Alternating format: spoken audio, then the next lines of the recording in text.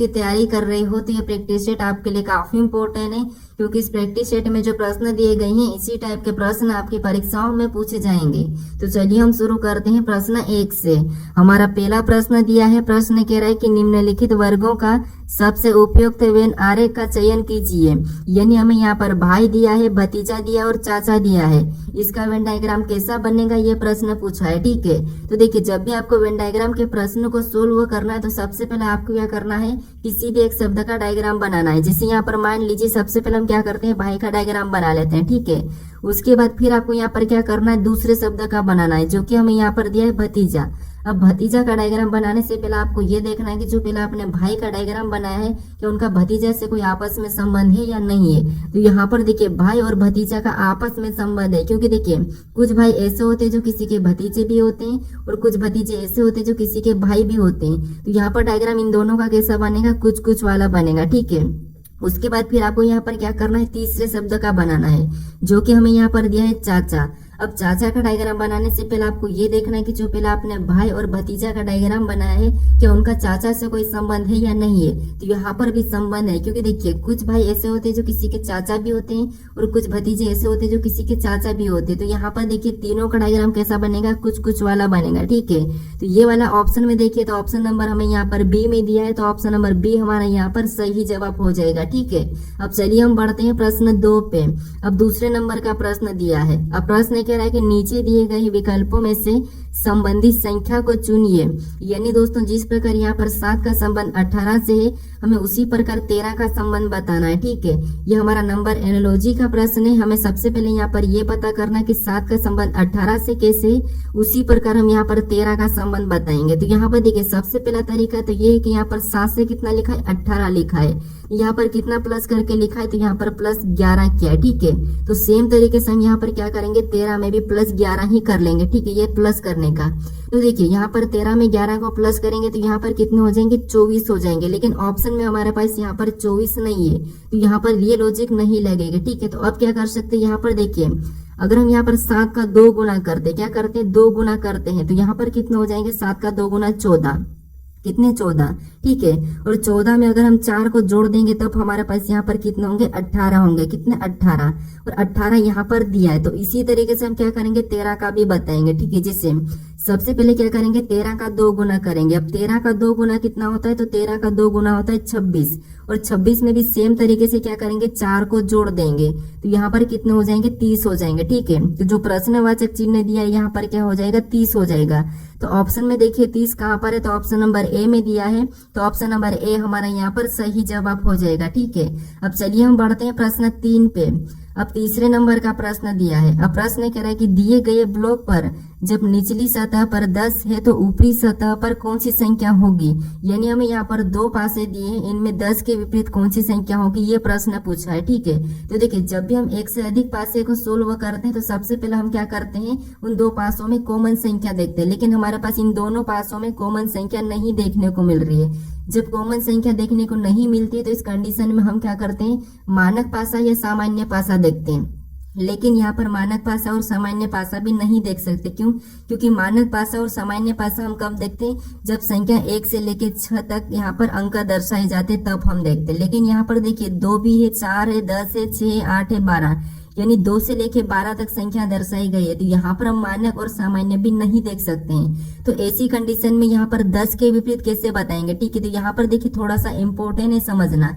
जब आपको कॉमन भी नहीं मिले और मानक और सामान्य भी देखने को नहीं मिले तो इस कंडीशन में आपको विपरीत कैसे बताना, जो फलक यानी जिस फलक पर जो संख्या है उसी फलक पर उसका विपरीत होगा। ठीक है, जैसे अब ऊपर वाली फलक पर क्या है, 10 है, तो यहाँ पर ऊपर वाली पर 12 है, तो ये एक दूसरे के विपरीत हो गए। यहाँ पर राइट में 4 है तो इधर भी राइट में 8, ये भी एक दूसरे के विपरीत होंगे।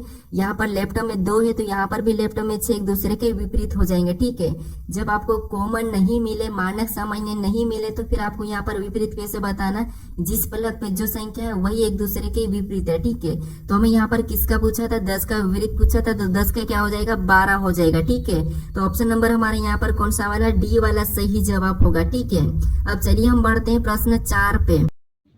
सभी दोस्तों की रिक्वायरमेंट पे एक बहुत बड़ा ऑफर लेके आ चुका हूँ मेरे दोस्त। इस प्रैक्टिस सेट के ऊपर आपके लिए एक अच्छा ऑफर है, जहाँ से कि अब आपको ये प्रैक्टिस सेट लगाओगे और सबसे सस्ता प्रैक्टिस सेट मिलने वाला है आज तक के यूट्यूब के इतिहास में। दोस्त जो ऐसे जीडी के हमारे 15 प्रैक्टिस सेट की मैं सीरीज लेकर आया हूँ, उसके अंदर मैंने आपको कहा था मेरे भाई कि इन 15 प्रैक्टिस सेट जो आपके सामने हैं हमारे YouTube channel all exam class के ऊपर, जिससे आप कैसे प्राप्त कर सकते हो, तो ये व्हाट्सअप नंबर आपके सामने दिया है, इस पर मैसेज कीजिए। और ये प्रैक्टिस सेट जो आपको 300 रुपये मिलते हैं, उनकी मैंने प्राइस रखी थी गुण 50 रुपये। अब इनसे भी माइनस करके मेरे दोस्त मैंने कर दिया है 30 रुपये, मात्र 30 रुपये अंतिम दिनों में इस प्रैक्टिस सेट को आपको लगाने के लिए। गुण 50 से भी माइनस करके, क्योंकि बहुत सारे बच्चों का कमेंट आ रहा है सर हम इतना पैसा पे नहीं कर पा रहे हैं, पास पैसे नहीं है, तो उसके लिए मैंने मात्र 30 रुपये कर दिए हैं और 15 प्रैक्टिस सेट मिल रहे हैं, यानी 2 रुपये में प्रैक्टिस सेट जरूर लगाना चाहिए अगर सिलेक्शन चाहिए, क्योंकि 70% कोर्स इस प्रैक्टिस सेट से ही मिलने वाला है आपको। तो देखते हैं कितने बच्चे लगाते हैं, बढ़ते हैं क्वेश्चन की ओर मेरे भाई। अब 4 नंबर का प्रश्न दिया है। अब प्रश्न कह रहा है कि निम्नलिखित श्रृंखला श्रेणी में प्रश्न चिन्ह के स्थान पर कौन सी संख्या आएगी, यानी हमें यहाँ पर एक श्रृंखला में प्रश्नवाचक चिन्ह दिया है, यहाँ पर कौन सी संख्या आएगी यह हमें बताना है। ठीक है, तो देखिए जब भी हम श्रृंखला के प्रश्न को सोल्व करते हैं तो सबसे पहले हम क्या करते हैं, श्रृंखला को ध्यान से देखते हैं कि संख्या कैसे लिखे। जैसे यहाँ पर देखिए 7 के बाद 19 लिखा है, 19 के बाद 29, 29 के बाद 37, 37 के बाद 47, 47 के बाद 59, अगला हमें बताना है। ठीक है, तो देखिए सबसे पहला ये तरीका है कि हम देखेंगे कि कितना कितना प्लस करके लिख रहा है। ठीक है, यहाँ पर अंतर देखेंगे, जिससे यहाँ पर देखिए 7 के बाद कितना लिखा है, 19 लिखा है, यानी यहाँ पर कितना प्लस किया है, तो यहाँ पर 12 प्लस किया है। ठीक है, फिर देखिए यहाँ पर 19 से यहाँ पर 29 लिखा है, यानी यहाँ पर कितना प्लस किया है, तो यहाँ पर 10 प्लस किया है। फिर आगे देखेंगे 29 से यहाँ पर 37 लिखा है, तो यहाँ पर कितना प्लस किया है, तो यहाँ पर 29 से 37 यानी यहाँ पर 8 प्लस किया है। कितना प्लस किया, 8 प्लस किया। फिर हम 37 से 47 को देखेंगे तो यहाँ वापस से 10 प्लस किया है। ठीक है, फिर हम यहाँ पर 47 से 59 को देखेंगे तो यहाँ पर वापस से 12 प्लस किया है। ठीक है, यानी हम क्या करेंगे, अगली संख्या इसी तरीके से बताएंगे, लेकिन उससे पहले यहाँ पर हम क्या करेंगे, पैटर्न को समझेंगे। जैसे सबसे पहले 12 प्लस, फिर 10 प्लस, फिर 8 प्लस, फिर वापस से 10 प्लस, फिर 12 प्लस, तो अगला कौन सा प्लस करें ये हमें पैटर्न यहाँ पर दिखाई नहीं दे रहा है, तो यहाँ पर थोड़ा सा लॉजिक को समझिए। ठीक है, जैसे अब यहाँ पर क्या लिखा है, 7 लिखा है, यानी जस्ट 10 के जस्ट ऊपर अभाज्य संख्या कौन सी होती है, 7 होती है, तो उसे ही लिखा है। उसके बाद यहाँ पर 19 लिखा है, 19 भी देखिए ये जस्ट 20 और 20 के जस्ट ऊपर अभाज्य संख्या कौन सी होती है, तो यहाँ पर 19, तो 19 को लिखा है। उसके बाद यहाँ पर देखिए 30 और यहाँ पर 30 के ऊपर 29 लिखा है, यानी कि 30 के जस्ट ऊपर अभाज्य संख्या कौन सी है, 29 है, तो 29 को लिखा है। उसके बाद यहाँ पर 37 लिखा है, 37 भी 40 से जस्ट ऊपर अभाज्य संख्या है। ठीक है, पहली मतलब उससे पहले। उसके बाद यहाँ पर देखिए 47 भी 50 से ऊपर यानी अभाज्य संख्या 50 से जस्ट पीछे। ठीक है, उसके बाद यहाँ पर 59 लिखा, तो 59 भी 60 से जस्ट पहले अभाज्य संख्या है।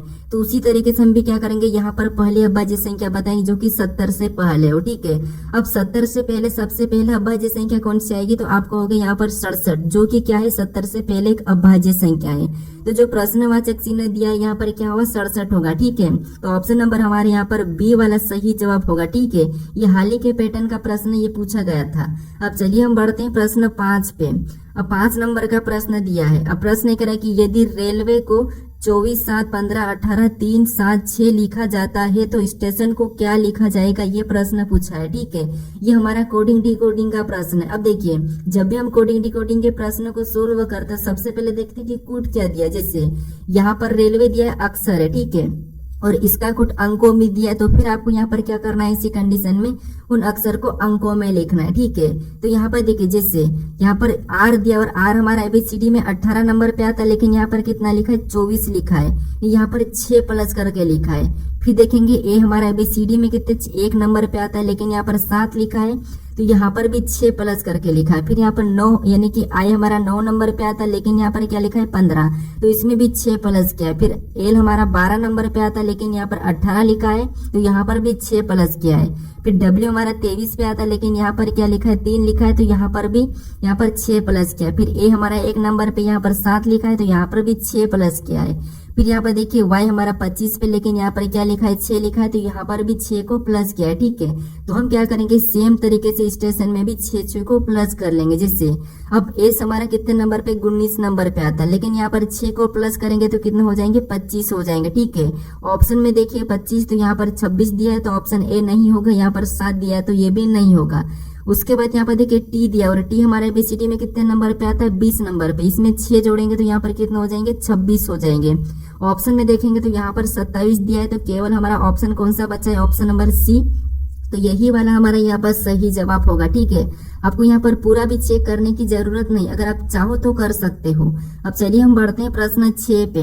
अब 6 नंबर का प्रश्न दिया है। अब प्रश्न कह रहा है कि विलुप्त अक्षर ज्ञात कीजिए, यानी हमें यहाँ पर एक प्रश्नवाचक चिन्ह दिया है, यहाँ पर कौन सा अक्षर होगा ये हमें बताना है। ठीक है, तो देखिए जब भी हम लुप्त संख्या लुप्त अक्षर ज्ञात करते हैं सबसे पहले हम पता करते हैं कि जो प्रश्नवाचक चिन्ह दिया है उसी की जगह बाकी के अक्षर कैसे लिखे ये हम पता करते हैं। लेकिन यहाँ पर हमें क्या दिया है, बीच में संख्या लिखी हुई दी है। ठीक है, तो इस कंडीशन में हम यहाँ पर क्या करेंगे, इन दो लेटर्स को मिलाकर, इन दो लेटर को मिलाकर ये संख्या कैसे लिखी ये हम पता कर लेंगे। तो यहाँ पर हम आसानी से बता देंगे। ठीक है, जैसे यहाँ पर देखिए एन हमारा एबीसीडी में कितने नंबर पे 14 नंबर पे आता है। सबसे पहले हम इनको क्या करेंगे, अंकों में लिखेंगे, क्योंकि यहाँ पर हमें संख्या दी है। ठीक है, तो यहाँ पर देखिए उसके बाद जे हमारा कितने नंबर पे 10 नंबर पे आता है। अगर हम इनको आपस में प्लस कर देंगे तो 10 और 14 कितने होते, 24 होते, और 24 यहाँ पर लिखा है। ठीक है, उसी तरीके से यहाँ पर ई हमारा कितने नंबर पे एबीसीडी में 5 नंबर पे, जे हमारा 10 नंबर पे, और इनको भी आपस में क्या करेंगे, प्लस करेंगे तो यहाँ पर कितने होंगे 15, और 15 भी यहाँ पर दिया है। ठीक है,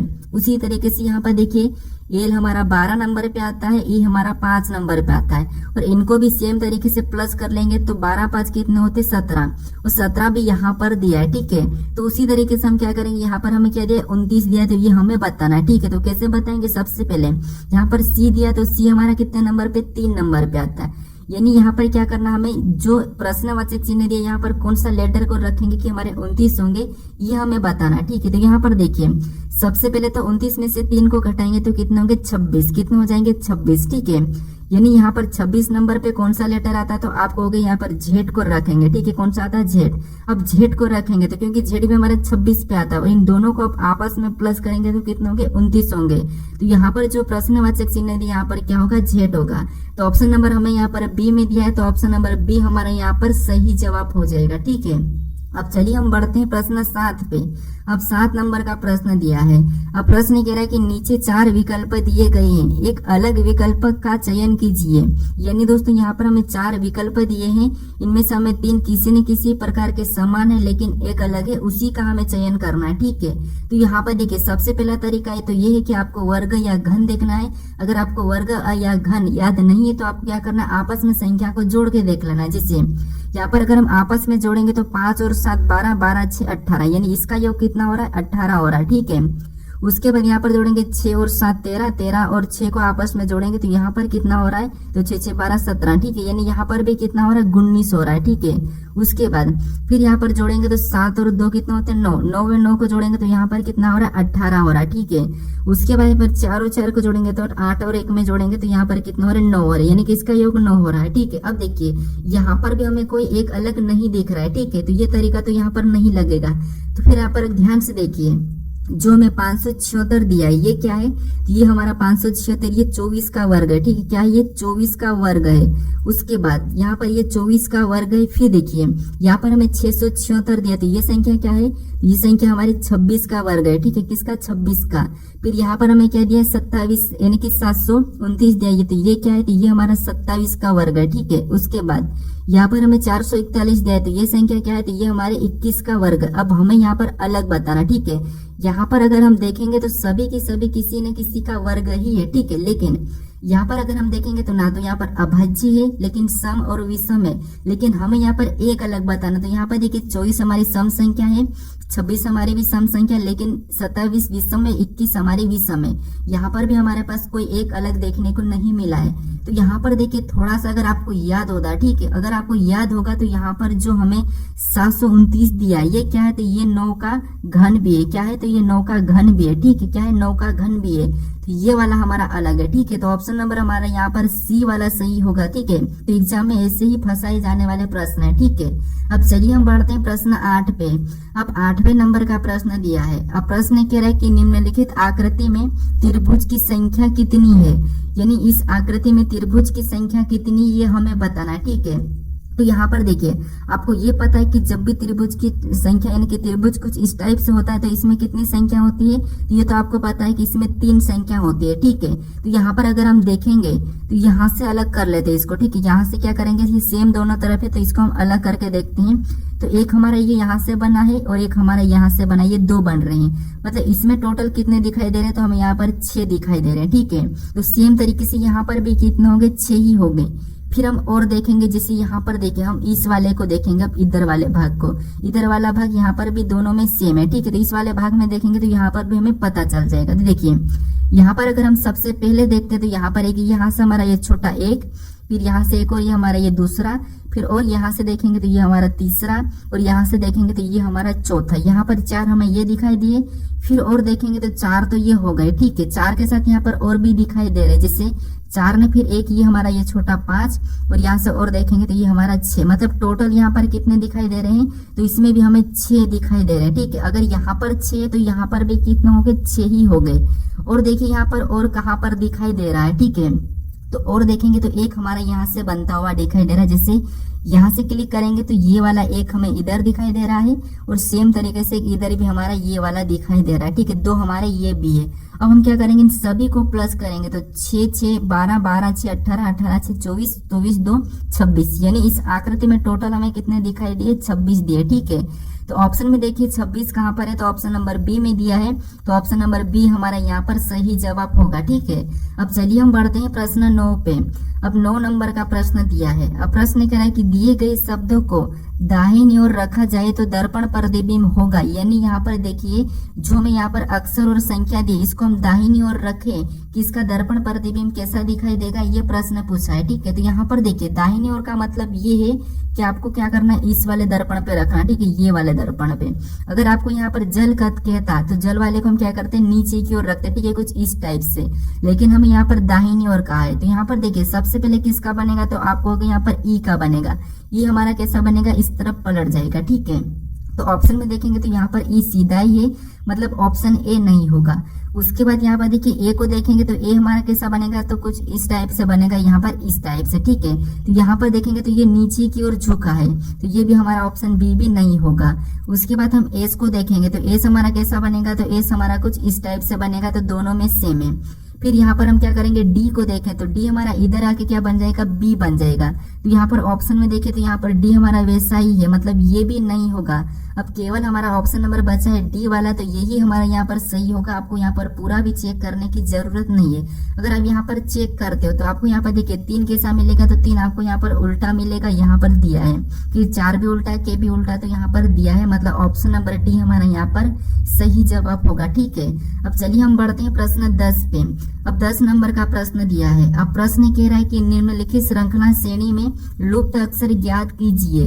यानी हमें यहाँ पर एक श्रृंखला श्रेणी दी, इसी में कुछ अक्षर लुप्त है, उसे ही हमें क्या करना है, ज्ञात करना है। ठीक है, तो ये इंपॉर्टेंट प्रश्न है। इसमें 3 तरीके लगते हैं। ठीक है, ज्यादातर मैं कौन सा तरीका बताता हूँ आपको, कि आपको सबसे पहले क्या करना है कि रिक्त स्थान कहाँ पर दिया है, वहीं पर आपको कौन सा लेटर उसके पास भरा वो देखना है।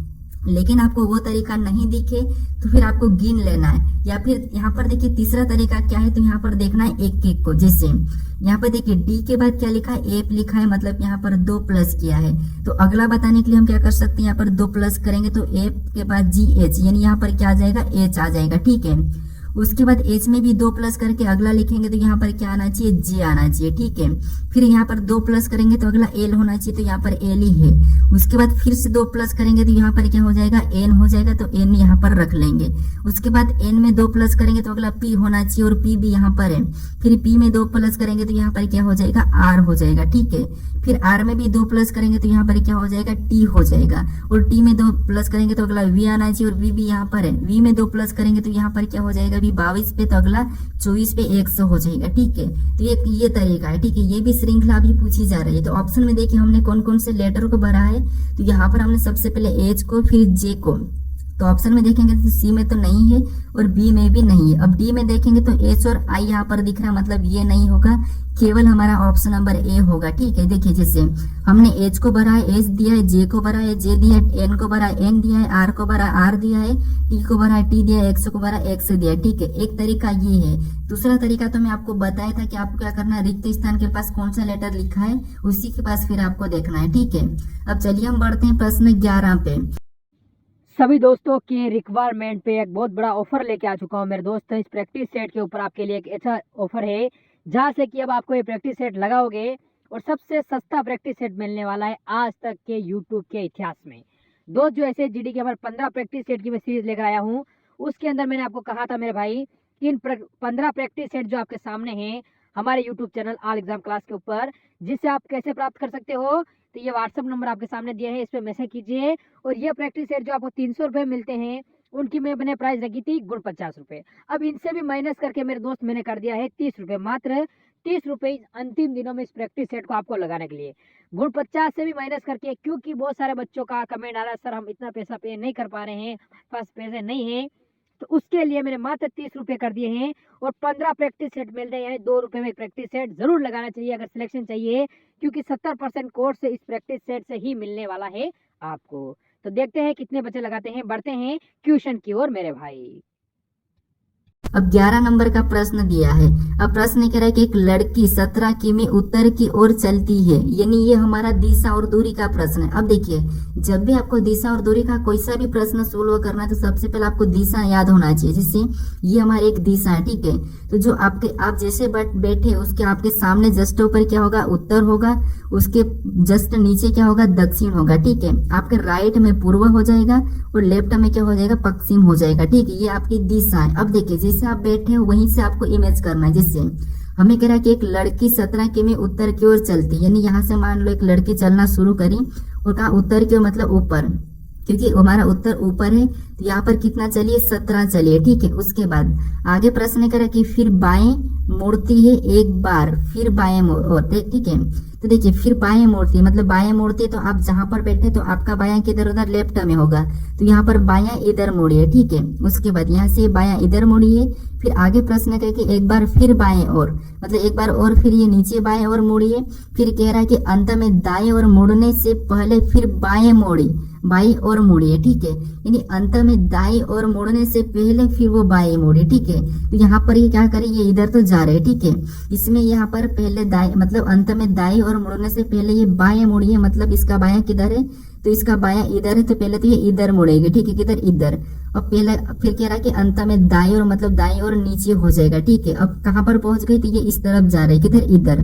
कहाँ पर, यहाँ पर। ठीक है, अब हमें प्रश्न आगे कर रहा है कि वह अब किस दिशा में, यानी किस दिशा की ओर अभिमुख है। ठीक है, यानी अब किस दिशा की तरफ उसका मुख है, ये प्रश्न पूछा है। तो यहाँ पर ये किधर है, नीचे की ओर, तो यहाँ पर नीचे की ओर दिशा देखेंगे तो नीचे की ओर हमें यहाँ पर दक्षिण दिखाई दे रहा है, तो इसका मुख किधर है, दक्षिण में है। तो ऑप्शन में देखिए तो ऑप्शन नंबर हमें यहाँ पर बी में दिया है, तो ऑप्शन नंबर बी हमारा यहाँ पर सही जवाब होगा। ठीक है, बाकी मैं आपको चैप्टर वाइज सभी पढ़ाने वाला हूँ, आपको वहां पर सब समझ में आ जाएगा। ठीक है, अब चलिए हम बढ़ते हैं प्रश्न 12 पे। अब 12 नंबर का प्रश्न दिया है।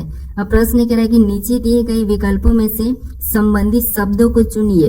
यानी दोस्तों यहाँ पर जिस प्रकार अंडा का संबंध रजत क्रांति से, हमें उसी प्रकार यहाँ पर नदी का संबंध बताना है। ठीक है, तो ये भी हमारा एनालॉजी का ही प्रश्न है, लेकिन ये हमारा शब्द एनालॉजी का है। ठीक है, तो यहाँ पर देखिए सबसे पहले हमें ये पता करना है कि यहाँ पर अंडा दिया और अंडा का रजत क्रांति से कैसे संबंध है, तो आपको यहाँ पर इनकी क्रांतियां पता होगी। ठीक है, जैसे अंडा में कौन सी क्रांति आती है, तो अंडा ये रजत क्रांति में आता है। ठीक है, तो उसी तरह से हमें नंदी का कौन सी क्रांति है, तो यहाँ पर देखिए आपको यहाँ पर कंफ्यूज करने वाला प्रश्न है। ठीक है, तो यहाँ पर देखिए, यहाँ पर ज्यादातर अगर आपने नीली क्रांति लगाई होगी तो आपका गलत होगा। ठीक है, क्योंकि इसका सही जवाब क्या होगा, तो यहाँ पर नदी का होगा अमृत क्रांति, यानी कि ऑप्शन नंबर ए वाला हमारे यहाँ पर सही होगा। ठीक है, कौन सा होगा, ऑप्शन नंबर ए।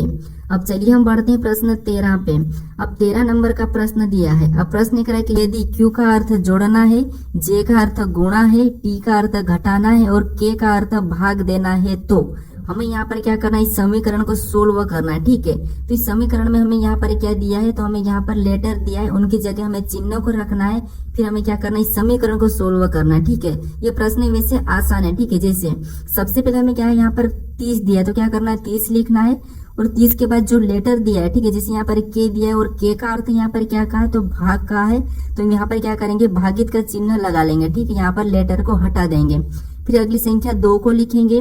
फिर से यहाँ पर हमें क्या देखने को मिला, क्यू, और यहाँ पर क्यू का अर्थ क्या कहा, जोड़ का, ठीक है, तो यहाँ पर हम जोड़ना यानी कि प्लस चिन्ह लगा लेंगे। फिर उसके बाद अगली संख्या 3 को लिख लेंगे। फिर हम अगला हमें और क्या देखने को मिला, जे, और यहाँ पर जे का अर्थ क्या कहा, गुणा का, तो यहाँ पर हम क्या करेंगे, गुणा का चिन्ह लगा के अगली संख्या 6 को वापस लिख लेंगे। फिर हमें और देखने को मिला जो कि टी, और टी का अर्थ यहाँ पर घटाना का, तो यहाँ पर हम माइनस का चिन्ह लगा के अगली संख्या 5 को लिखेंगे, ठीक है। बस आपको यहाँ पर चिन्ह रखना है, फिर आपको इस समीकरण को बोर्डमास रूल पे सोल्व करना है, ठीक है। जैसे अब यहाँ पर बोर्डमास रूल पे सोल्व करेंगे, सबसे पहले भाग देंगे, ठीक है, तो इसमें 2 का भाग देंगे तो यहाँ पर कितने हो जाएंगे, 15 हो जाएंगे। फिर आगे लिखेंगे 15 प्लस, और यहाँ पर क्या करेंगे, गुणा कर लेंगे, तो 3 छंगे कितना हो गया, 18, ठीक है। यहाँ पर 18 माइनस 5 हो जाएगा, ठीक है। फिर अब क्या करेंगे, इसको आपस में जोड़ लेंगे, तो यहाँ पर देखिए 15 और 18 को जोड़ेंगे तो यहाँ पर कितने हो जाएंगे, तो यहाँ पर 33 हो जाएंगे, कितने हो जाएंगे, 33, और माइनस क्या करेंगे, 5 करेंगे, तो हमारा यहाँ पर कितना बचेगा, तो यहाँ पर 33 में से माइनस 5 करेंगे तो यहाँ पर बचेंगे 28, कितने, 28।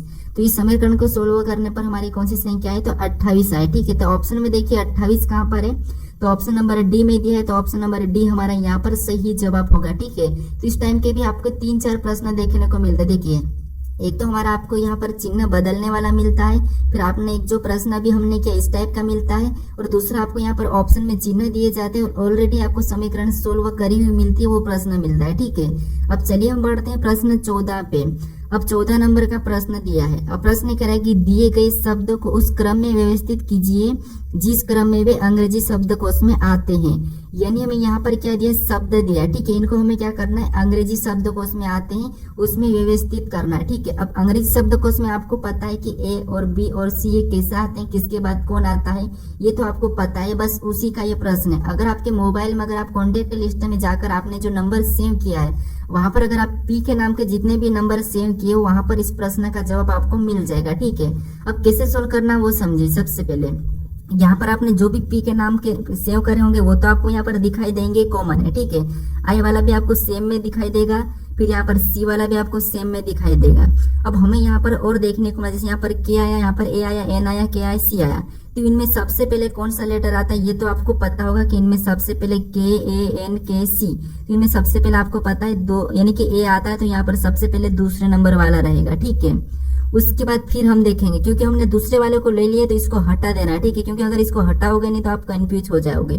उसके बाद हमारे पास यहाँ पर के, एन, के, सी बचा है, तो इनमें सबसे पहले कौन आता है, तो इनमें सबसे पहले कौन सा आता है, सी वाला आता है। कौन सा वाला, ये सी वाला। तो यहाँ पर 5वें नंबर वाला यहाँ पर दूसरे पे आ जाएगा, ठीक है। तो यहाँ पर क्या करेंगे, 5 ले लेंगे। उसके बाद फिर इसको भी हमें हटा देना है, ठीक है, क्योंकि हटाना इसीलिए क्योंकि कंफ्यूज हो जाते हैं। अब हमारे पास यहाँ पर बचा है के, एन, सी, तो इनमें सबसे पहले कौन आता है, तो आप यहाँ पर कहोगे इनमें सबसे पहले आता है के। तो यहाँ पर देखिए एन दिया है तो पीछे चले जाएगा, अब हमें के का देखना, तो यहाँ पर दोनों में के दिया है, ठीक है। अब के दिया है तो अब के तो कॉमन हो गया। उसके बाद यहाँ पर क्या दिया है, एल दिया है और यहाँ पर ए दिया है, तो एल या ए, तो आपको हो गया यहाँ पर ए आएगा, तो यहाँ पर चौथे नंबर वाला यहाँ पर तीसरे पे हो जाएगा। उसके बाद अगला जो बचा ये किस पे हो जाएगा, तो यहाँ पर एल और यहाँ पर एन है, तो यहाँ पर एल इससे पहला आता है तो यहाँ पर पहले नंबर वाला यहाँ पर चौथे पे आ जाएगा। फिर बचा हमारा यहाँ पर कौन सा वाला, तो हमारा तीसरा वाला ये चौथे नंबर पे आ जाएगा, ठीक है। कौन सा वाला, तीसरा वाला। अब ये हमें क्या करना है, ऑप्शन में देखना है, कि यहाँ पर 25, 41, 3 हमें ऑप्शन में देखना है कि 25, 41, 3 हमें ऑप्शन नंबर कहाँ पर दिया है, तो ऑप्शन नंबर हमें यहाँ पर बी में दिया है, तो ऑप्शन नंबर बी हमारा यहाँ पर सही जवाब होगा, ठीक। ये बड़ा ही आसान प्रश्न है। अब चलिए हम बढ़ते हैं प्रश्न 15 पे।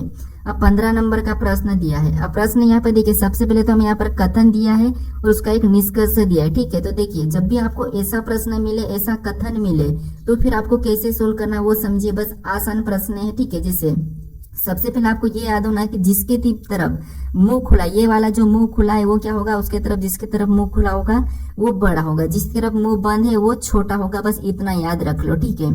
तो यहाँ पर देखेंगे तो यहाँ पर देखिए डी से एच, अब मुंह किसके तरफ खुला हुआ है, तो यहाँ पर मुंह हमारे यहाँ पर एच के तरफ खुला हुआ है, ठीक है, किधर, एच के तरफ। तो यहाँ पर डी से एच कितना, मतलब डी से एच बड़ा है, तो यहाँ पर हम क्या करेंगे, डी से एच बड़ा है तो एच को ऊपर लिख लेंगे, ठीक है, एच को ऊपर लिख लेंगे।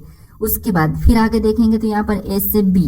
अब यहाँ पर इन दोनों में मुंह किसके तरफ खुला हुआ है, तो यहाँ पर भी बी के तरफ मुंह खुला हुआ, मतलब एस से भी बी बड़ा है। एस से कौन बड़ा है, तो बी बड़ा है, तो यहाँ पर बी को भी हम ऊपर लिखेंगे कि ये बड़ा है। ठीक है, ये आसान भाषा में समझिए। उसके बाद फिर आगे देखेंगे बी और वी को। ठीक है, तो यहाँ पर देखिए कौन सा चिन्ह दिख रहा है हमें, बराबर का। अब बराबर का तो आपको पता है कि ये दोनों बराबर होंगे, मतलब बी और वी ये दोनों आपस में क्या है, बराबर है। उसके बाद आगे देखेंगे वी और यू को, तो यहाँ पर मुंह किसके तरफ खुला है, तो यहाँ पर वी के तरफ मुंह खुला है, मतलब यू से वी छोटा है। मतलब क्या है कि वी यू से छोटा है, वी यू से छोटा है, मतलब यू कहाँ हो जाएगा, बड़ा हो जाएगा। ठीक है, मतलब सॉरी यहाँ पर देखिए मुंह किसके तरफ खुला है, तो मुंह हमारा वी के तरफ खुला है, मतलब वी बड़ा है यू से, तो यू कहाँ पर हो जाएगा, इससे छोटा हो जाएगा। ठीक है, कहाँ हो जाएगा, इससे छोटा हो जाएगा कौन, यू।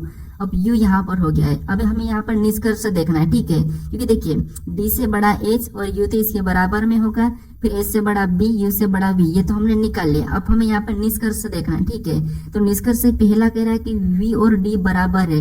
क्या वी और डी बराबर देख रहे का, नहीं। यहाँ पर तो डी और वी यानी कि डी छोटा है वी बड़ा है, यहाँ पर बराबर नहीं दिखा है, तो पहला वाला नहीं होगा। ठीक है, पहला वाला गलत है।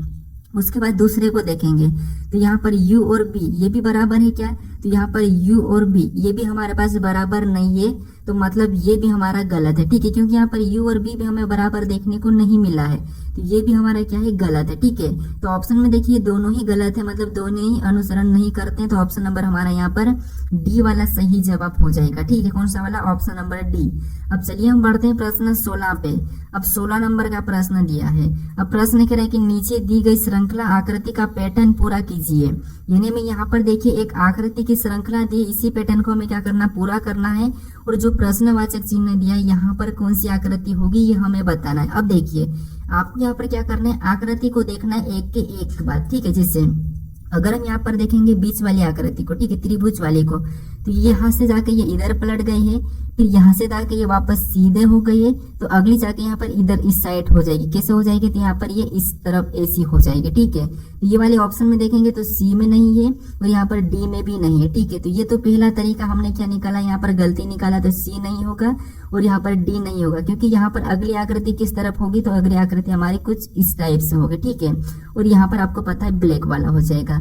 फिर हम यहाँ पर देखेंगे जैसे अगला यहाँ पर ये वाला निशान देखने को मिल रहा है। ठीक है, ये वाला, अब ये कैसा हुआ, तो यहाँ पर ये ऐसा पलटा, मतलब ये इधर हुआ, फिर ये नीचे पलट गया, तो अगला हमारा कैसा हो जाएगा, इस तरफ हो जाएगा। ठीक है, तो ऑप्शन में देखेंगे तो केवल हमें ऑप्शन नंबर कहाँ पर देखने को मिला, ऑप्शन नंबर हमें ए में देखने को मिला, बी नहीं होगा। ऑप्शन नंबर ए वाला हमारा यहाँ पर सही जवाब होगा। ठीक है, अब चलिए हम बढ़ते हैं प्रश्न 17 पे।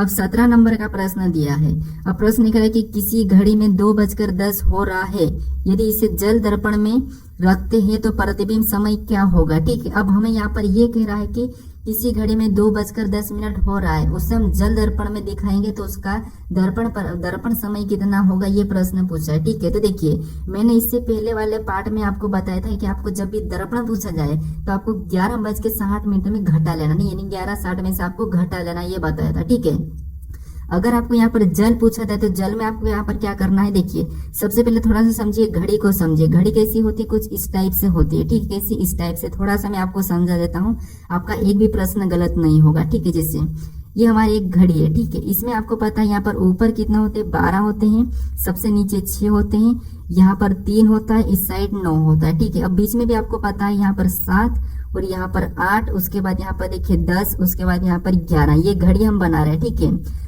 उसके बाद ये 2, उसके बाद यहाँ पर क्या हो जाएगा, तो यहाँ पर देखिए ये 1 हमारा, ये हमारा 2, फिर यहाँ पर 4 और ये हमारा 5, ये हमारी क्या है, घड़ी है। ठीक है, अब हमें कह रहा है कि 2:10 मतलब एक कांटा यहाँ होगा, एक कांटा यहाँ पर होगा। ठीक है, ये घड़ी को समझा रहा हूँ। जब भी आपको देखिए, जब भी आपको जल को छोड़कर अगर पूछे तो उसे 11:60 में घटाना, और जल पूछे, जैसे यहाँ पर जल पूछा है तो फिर आपको यहाँ पर क्या करना है, 6:30 में घटाना। ठीक है, 6:30 में से आपको उस समय को घटा लेना है। ठीक है, जैसे यहाँ पर 2:10 तो इसको हम क्या करेंगे, इसमें से घटा लेंगे। ठीक है, तो यहाँ पर इसमें से घटाएंगे तो 30 में से 10 जाएंगे तो यहाँ पर तो 20 हो जाएंगे। ठीक है, और अनुपात का अनुपाती लगेगा समय का, उसके बाद 6 में से 2 जाएंगे तो 4, तो यहाँ पर कितना जो हमने घटा के आंसर लाया यही हमारा क्या हो जाएगा, सही जवाब होगा। ठीक है, कौन सा, 4:20, यानी ऑप्शन नंबर हमारा यहाँ पर बी वाला तो सही जवाब होगा। लेकिन अगर आपको जल दर्पण में अगर आपको समय 6 से इधर ऊपर की ओर पूछे, ठीक है, इधर जैसे जहाँ पर 12 से हम घड़ी को आधी करते हैं, जैसे हमें अभी 2:10 मतलब इधर वाला समय पूछा था, ठीक है। तो इधर वाला समय पूछे तो फिर आपको यहाँ पर क्या करना है, 6:30 में से घटाना है। और इधर वाला जैसे 7:10 या 7:20 या 8:20 या 9 कुछ भी पूछे तो फिर आपको यहाँ पर क्या करना, फिर आपको यहाँ पर 18:30 में से घटाना, ठीक है। इधर वाला समय पूछे तो 18:30 में से घटाना, इधर वाला समय पूछे तो आपको यहाँ पर 6:30 में घटाना। ये दो चीज आपको यहाँ पर याद रखना, इसी में आप कंफ्यूज होते हो, ठीक है। तो यहाँ पर जब भी आपको प्रतिबिंब का समय पूछे तो यही तरीका, ठीक है।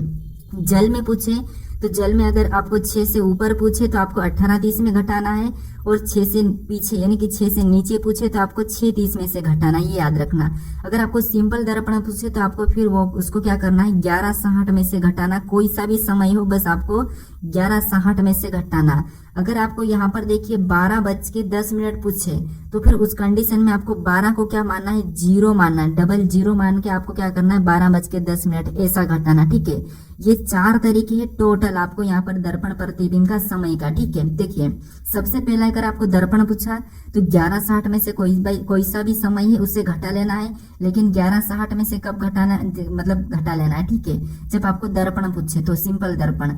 अगर आपको यहाँ पर 12:10 और दर्पण पूछे तो फिर आपको यहाँ पर क्या करना, 12 को हमेशा 0 मानना, मिनट लिखना है बाकी 0 मानना, ठीक है। 12 कभी भी मत लिखना, आपको क्या करना है, 0 मानना है, 0:50, 0:60, जो भी आपको वही मानना है, ठीक है। क्योंकि आपने अगर आपने स्टेशन पे गए होंगे तो वहां पर कभी भी आपको 12 बजती हुई नहीं दिखाई देती है, ठीक है। तो देखिए यहाँ पर आपको क्या करना है, 12 बजे उसको 0 है वही मानना है, ठीक है। अगर 12:30 है तो आपको यहाँ पर 00:30 मानना है, ठीक है। उसके बाद अगर आपको जल दर्पण पूछे और जल दर्पण में 6 से नीचे वाला समय पूछे जो 6:30 में घटाना है, और 6 से ऊपर वाला समय पूछे तो आपको 18:30 में घटाना है। ये आपको इतना सा याद रखना, आपका प्रतिबिंब का समय यानी कि प्रतिबिंब के जो भी प्रश्न आपके सारे सही हो जाएंगे, ठीक है। अभी तक हमारा इसका प्रश्न ऑप्शन नंबर बी वाला सही जवाब होगा। अब चलिए हम बढ़ते हैं प्रश्न 18 पे।